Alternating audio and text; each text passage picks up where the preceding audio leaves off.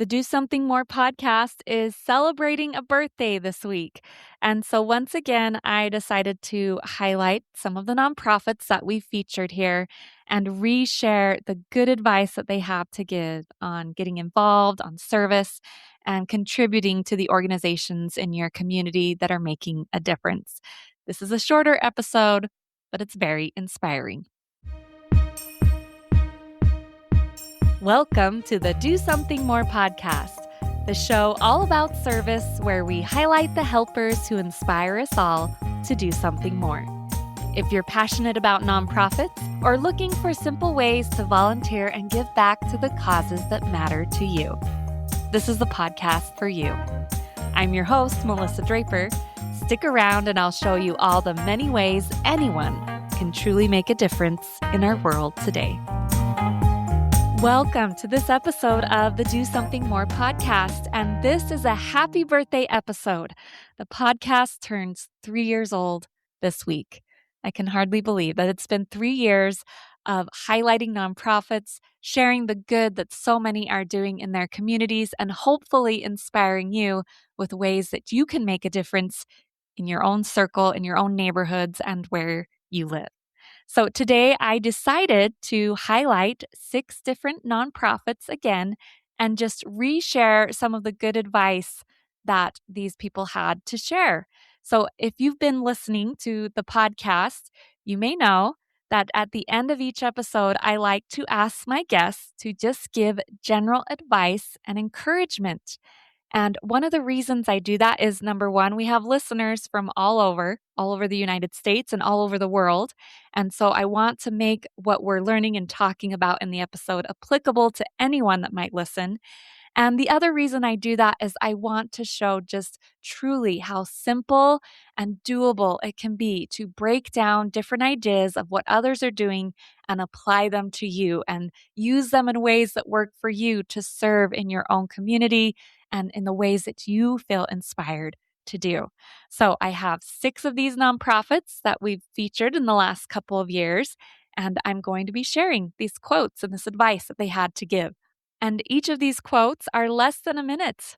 They're not huge, they're not very long, but they're very eloquent, very inspiring, and I think you will really enjoy just revisiting back to back in this episode. Usually each episode, we're diving in really deep to one nonprofit, one idea, one thought.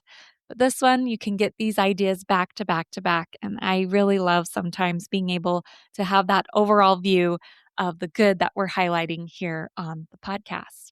So first, before we get into that, because this is a happy birthday episode, I want to put here at the very beginning that the best birthday gift you could give the podcast is to leave a 5-star rating and especially a review wherever you listen to this podcast. It especially helps on Apple or Spotify, but wherever you can listen and leave a rating and a review, I appreciate each one of those. The podcast has slowly been growing, especially these last few months. We've gotten a lot more downloads and visitors and people listening in. And I really want the reviews and ratings to start reflecting all the good people I know that are listening to this podcast and hopefully getting good information and learning from it as well. All right, let's get into these quotes that I have to share with you today. So the first one comes from Ashley Taylor. Ashley is the executive director of the Refuge Utah. At the Refuge, they assist victims and survivors of sexual assault and domestic violence. And I loved this great reminder from her that when you want to help an organization, a nonprofit, or another organization doing good in your community, maybe it's donations, maybe it's volunteer work, whatever it might be, there is an important question that you should always ask first before you start going about organizing the good that you want to do. Here it is in our first quote. So reach out, find the local organization that is in your community and see what they need. Sometimes volunteers are needed. Sometimes, like you said, donations are needed. Sometimes that monetary support can make a huge impact in making sure that they can provide more services to more individuals. So just reaching out and seeing what they need. I know that makes the biggest impact when we have people reach out and say, what are you in need of right now? and we can give them, it changes, right? So having Right. them ask that, we can say, yeah, right now we have a need for this, but then in 2 months we have a totally different need. So just having those Right. individuals that want to get involved, reach out and see what the need is at the time. My next quote comes from Mikkel Draper. Mikkel is my niece. She's one of the family members I featured here on the podcast in the last 3 years. And when I had her on, she was doing a service mission for our church, the Church of Jesus Christ of Latter day Saints. So basically, for 18 months, she set aside her normal young adult life and instead spent each day doing service for many different organizations in her community. So, through her service mission, she really experienced the day in and day out parts of service, the hard parts of it, the good parts of it. And so I really loved and wanted to reshare what she had to share on her episode of what the true meaning is in finding joy in serving. I think the main thing that is just the greatest about the service mission is the joy that I feel serving others. And there's a lot of days that are just really kind of dull, Uh-huh. which I think we all experience that in our lives. And it's not something amazing every day. And people talk about the joy of service. And I agree, but it's not like every day I'm having this very joyful feeling of experiencing and just like, yes, this is so amazing, which I think it generally just makes me feel good. I look back on myself before the mission and I am so much happier and so much more at peace and have more love in my heart and understanding for other people. This next soundbite is a great reminder from Holly Christensen. Holly is the founder and president of the Magic Yarn Project. Their nonprofit organizes groups of people who help make fun character wigs and beanies out of yarn for children experiencing hair loss because of cancer treatments or other conditions. And Holly has seen every type of person from all walks of life step in to help make these wigs. And so I think she was the perfect person to give this reminder that truly anyone can make a difference. We do not have to see that there are any limitations in who we are. We can step in and help, whether it's with an organization like hers or somewhere else in our community. You don't have to be anything amazing or have all the knowledge to be able to make a difference. You can be an inmate in prison. You can be a 90-year-old grandma. You can be a nurse, or you can be someone who's 10 years old, and you can come and make a difference in the life of someone who's having a hard time. This next quote comes from Jen Spencer.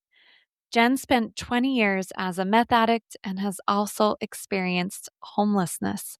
And from those experiences, she ended up founding and leading her nonprofit, the Turtle Shelter Project, where through organized service events, they create and distribute specialized vests to the homeless community to help them stay warm in the winter. Jen's story and the honesty she shares with it is inspiring. I thought it was especially valid to hear her share how many times the difficult things we walk through can become a catalyst for helping others. But I firmly believe that, like, especially when times are tough, there is something important that you're being taught that is for your good, but not only for your good. I believe that it's preparing you for the ability to help somebody else later down the road who may be where you are now. And that's been what's really been a help for me, and not just for me, my mental health. It's helped me even in my recovery. This service that I'm involved with absolutely keeps me sober, and it keeps me going, and it keeps me wanting to keep trying, because I just know all these people that are out there. I used to be them, and I really feel like we go through things for a reason, to help people later on. This next clip comes from Ben Line. Ben is a runner, and for several years now, he goes on regular runs in his community while holding a sign that says, "I believe in you." Ben kept having the thought to start what he does now for over 2 years before he finally had the courage to act on it. And the feedback he's received since then has been tremendous. So I really wanted to share this reminder from him about having the courage to act on the good thoughts that come our way. When you have a good thought to do something good, like you just do it, no matter how inconvenient or weird it is, Oh, true. right? As long as Yeah. it's legal, right? It's a good thing. And something great comes from it. And it's always very, it's not in a way that you expect. It's just very unexpected. But if we can tune into those good thoughts, like just act on them. And the more you act on them, the more you pay attention, you'll notice the more you'll have. And you just tap into that and amazing things happen. It's an awesome thing. This last quote comes from Rob Adams. Rob is the founder of Thanksgiving Heroes, a nonprofit that rallies over 1,000 volunteers and hundreds of thousands of dollars each year to deliver full Thanksgiving meals to more than 3,500 families facing food insecurity. Rob's advice here is a huge call to action, reminding everyone that the money and especially the time you have to give is very much needed. The people that are active in our community are fully tapped out. We are in a spot of need that we've never been in before. And so the people that I'm looking for are those that have never thought, well, I'm needed. And my message is, you are so very needed right now. You don't know what your $5 or $10 donation could do. You could change a life by getting off the couch and coming down and delivering these meals, because it's easy to think somebody else will take care of it. But the truth is that we need you. We need you to show up and feel that in your heart. And so that's the miracle I'm praying for this year, is to really activate those who have never felt a call.